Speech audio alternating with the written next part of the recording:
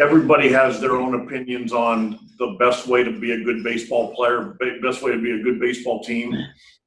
I personally think that when guys are enjoying what they're doing and doing it the right way, that's when you probably have the best chance for success. It is a little bit more challenging under the protocols that we're under to do things like that, to have moments together where you can be relaxed and put your arm around somebody, or, all the things that are so meaningful. So to answer your question, yeah, I don't want these guys ever feeling like they don't want to come to the ballpark. And we might have to work at it a little bit harder this year than we have in the past, but that's one of the challenges. We'd like to get we have to select our team, which is maybe not as easy as it sounds under the circumstances we're playing in, and just try to have everybody physically and mentally feeling as good as they can going into our first regular season game. Just like a normal spring training, you see guys that come out hot, some guys don't. Some guys that swung the bat great in spring training don't when the season starts. It's just, but you try to do the best you can, and that's where the communication comes into play. And the guys that we need to trust their judgment now more than ever. Been here, I think, 4 days working out.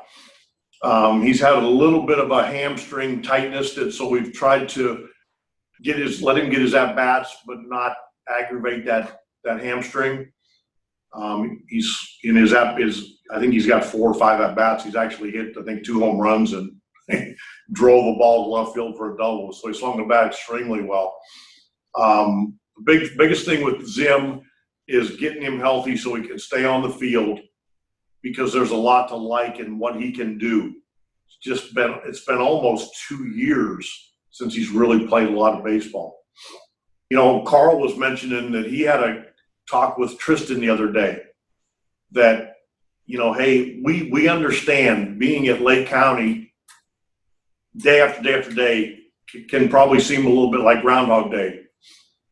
But not only are you a young pitcher that's trying to, hasn't pitched in a while anyway, but trying to work at your craft, and that one day you could be in Lake County and the next day you could be in the major leagues. But he's also explaining how Bieber, who made the All-Star team last year, on his side days, he still works and tries to, work at his craft every time you have a ball in your hand. So that's the outlook we're trying to get our guys to take, is every time you have a chance to get better, try to. And there'll be some challenges. We know that. The staff there knows that. But hopefully, the more you stay in the moment, I think the better chance you have of enjoying your day. I thought Cookie left some pitches in the middle of the plate this last inning. Trying to get him through that 3rd inning, and he left some pitches through the middle. And, boy, they went a long way. I didn't know Chang could hit a ball that far. So on one hand, it was great. Arroyo and Chang almost hit the scoreboard, so I was really happy. On the other side of it, it was off Carrasco. So, it's kind of hard to – at one point, when Carrasco punched somebody out, I yelled, and Freeman looked at me. He's like, "What are you doing, man?" He's like, "I'm on your team too." But I thought he looked healthy. I thought he looked very healthy, which is really good. Logan Allen, and I think we all know Logan's still a work in progress, and that's not a cheap shot, or I think he understands that. I think we really like what can be in there when the consistency starts to show through. You're looking at a left-hander that can get the ball into the 90s and have some movement, 2 other pitches. So again, the consistency will be a big deciding factor in how quickly he can help us. I think it's a little early to talk roles, and I understand that this is going to be a real quick couple weeks. I get that.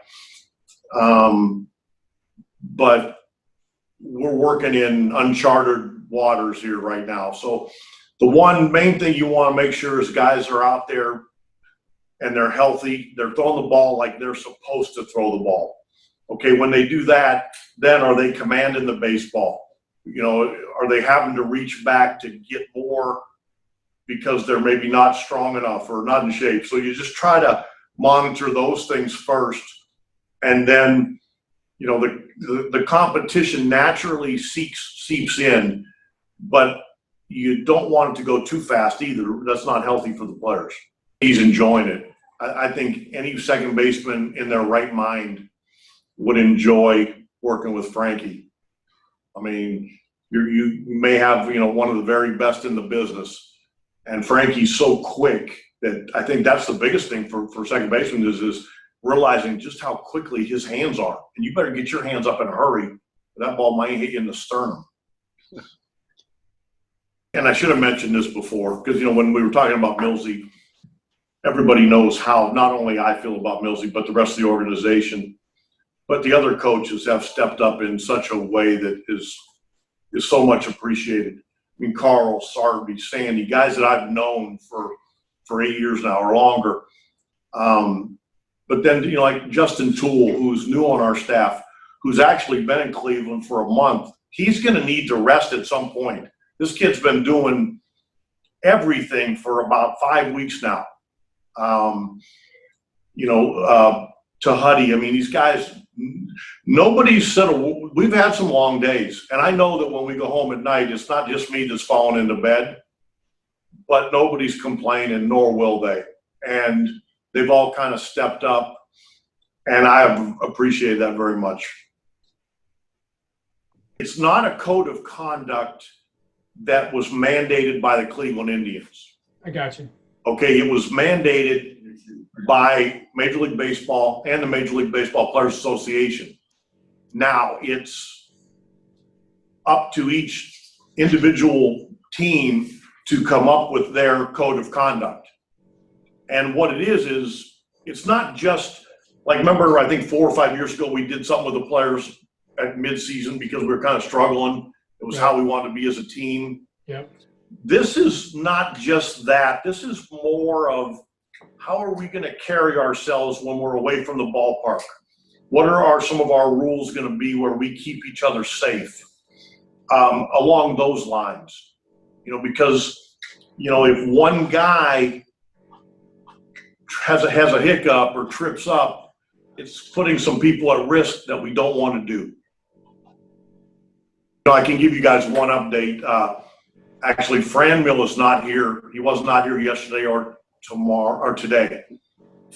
And the reason is that he was at a 4th of July event doing nothing wrong. I want to make sure everybody understands that there was nothing egregious. There was nothing ill. You know, he just didn't have a mask on, and he was with people that, you know, they were having, it was 4th of July, like a lot of young people do. So we called him and told him that he needs to test again when it's appropriate. And that's for the medical people to tell us before we can let him back to practice. And again, he's not in the penalty box. I want to make that perfectly clear. It's just the way we have to operate right now. So hopefully we'll see him soon. And he was extremely apologetic. And that's why I kind of wanted to remind him he's a wonderful kid. And he didn't do anything bad. It just, we have to live by certain guidelines right now. You know, I've talked to Cashy a couple times. My guess is that most guys like me are probably falling into bed. I've fallen asleep a couple of nights with my clothes on, which, you know, just been tired. You know, you get here at 7 and leave at 7. That's a long day. But I'm really, other than, I mean, I know the medical people have been checking in with other organizations to see how other teams have done it. So really, other than that, it doesn't really help us a lot because we are so driven by the medical protocols on what we can do and when we can do it and where we can do it. You know, everybody's situation is a little bit different.